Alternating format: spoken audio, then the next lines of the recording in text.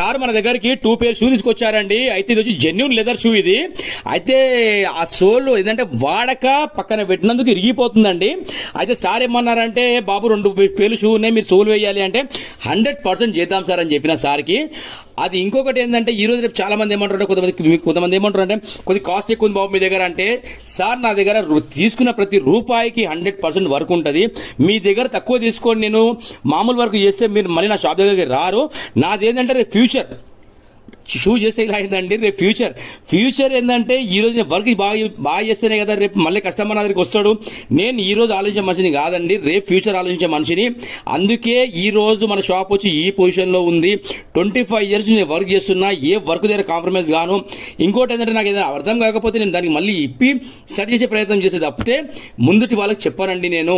ఎందుకంటే ఈ వర్క్ మీరు చూడండి, స్టిచ్చింగ్ వర్క్ అయింది, పేస్టింగ్ వర్క్ అయింది. 101% మీరు పెట్టే ప్రతి రూపాయికి నా దగ్గర నాణ్యమైన